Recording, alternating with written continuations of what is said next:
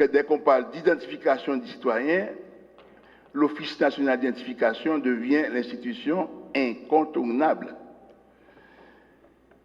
Nous nous acheminons vers une approche totalement collective du problème pour que cette fois-ci nous nous assurons que nous allons effectivement, à partir du décret, de l'arrêté présidentiel du 8 janvier 2014 qui vient de sortir, qui vient de paraître, nous allons pouvoir cette fois-ci nous attaquer de façon scientifique et de façon systématique au problème pour résoudre le problème majeur qui est l'exclusion de plus de 2 millions d'Haïtiens.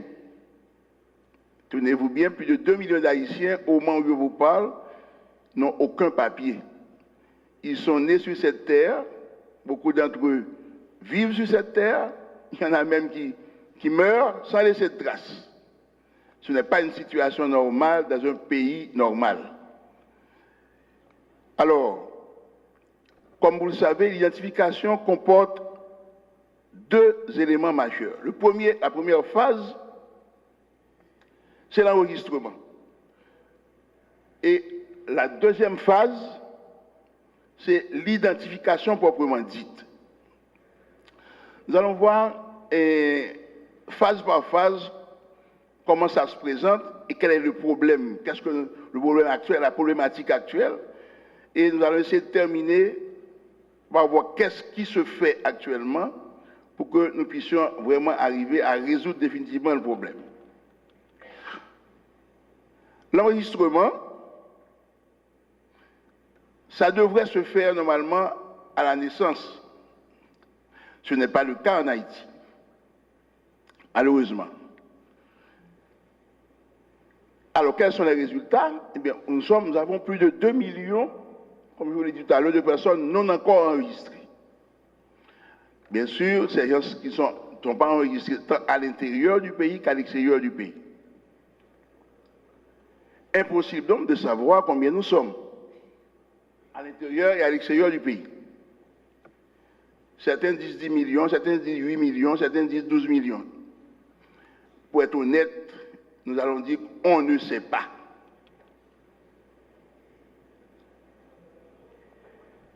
Quelles sont les institutions impliquées directement dans l'enregistrement? En tête de liste, le ministère de la Justice et de la Sécurité publique, comme vous savez, qui a sous son contrôle l'ensemble des 190 bureaux d'état civil qui se trouvent sur tout le territoire national. Ensuite, vous avez le ministère des Affaires étrangères qui s'occupe de l'enregistrement des Haïtiens qui vivent à l'étranger. Et vous savez, le problème qu'on a, c'est que beaucoup de gens qui vivent à l'étranger ignorent qu'ils devraient normalement faire la déclaration des naissances, des décès des Haïtiens qui vivent à l'étranger pendant qu'ils sont à l'étranger. Ils l'ignorent.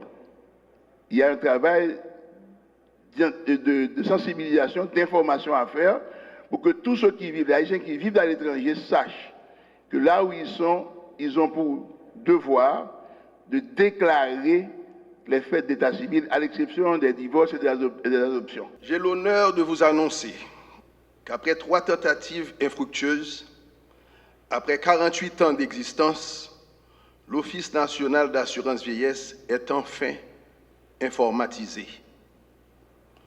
Ce fut notre chantier prioritaire. Cela fut accompli en moins de 2 ans. L'informatisation à l'ONA, ça je l'ai dit, une réduction du temps de service qui va passer de trop souvent 6 mois à 1 clic.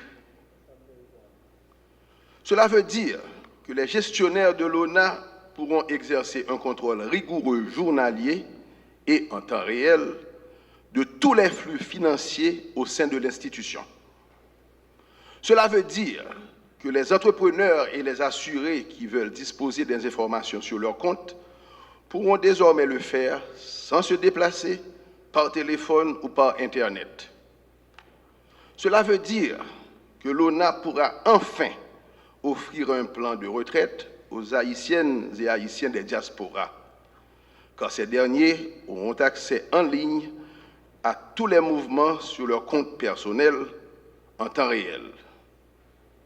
Enfin, l'informatisation de l'ONA voudra dire haut et fort que l'Office national d'assurance vieillesse est en mesure d'offrir à peu près les mêmes garanties de sécurité que les autres institutions financières privées de la République. Mesdames, Messieurs, chers collègues, quand nous sommes arrivés à l'ONA en octobre 2011, les séquelles du séisme du 12 janvier 2010 étaient encore très visibles. Bâtiments endommagés en attente de démolition, environnement de travail peu, mais vraiment peu amène, une productivité presque nulle, le moral de l'institution presque à zéro, un capital confiance très, très mince, pour ne pas dire inexistant. Rapidement, en moins d'une semaine, bâtiment qui peut écraser, crasé. Après, moi te prends disposition pour que tout collaborateur mieux, indistinctement, saute en bas, arrivé en haut, te vienne toucher un salaire respectable. Nous te fait tout, une évaluation personnelle là qui te permet de nous comprendre que le plus gros problème institution, c'était le problème capacité. Dans ce sens-là, nous avons décidé de créer une autre forme de gouvernance qui passait aujourd'hui, par ça nous relais dans la langue française, le comité de gestion des risques. C'est dans le comité ça, toute décision qui a rapport avec l'argent prend à clé, dans la concertation, dans le cadre d'une réunion de travail hebdomadaire qui toujours finit par un procès verbal. Le procès verbal, pour qui ça? Parce que nous croyons une institution qui n'a pas de mémoire, pas qu'à continuer à progresser, les autres monde viennent diriger. Nous avons élaboré tout un programme de modernisation, pour le moins ambitieux, qui est basé sur 10 potomitans. 1. Renforcement de capacité institutionnelle. 2. Amélioration et modernisation du travail et qualité d'accueil. C'est le 4e forum des directeurs généraux que nous avons organisé là. Et c'est un forum d'importance des problèmes que nous avons confrontés dans l'administration publique là, que en général nous mettons sous table. Son espace de décision, qui ça n'a fait, nous finissons d'identifier les problèmes, nous finissons de discuter comment on a fait pour que le problème ça va retourner encore. C'est tout point ça que nous discutons aujourd'hui. Dans le 4e forum, ça, et qui 5 sujets qui débattent. Dans un premier temps, il y a une présentation du directeur général budget, projet de mise en place de centre de renseignement administratif. Centre de renseignement administratif, là, j'en ai dit qui s'allie.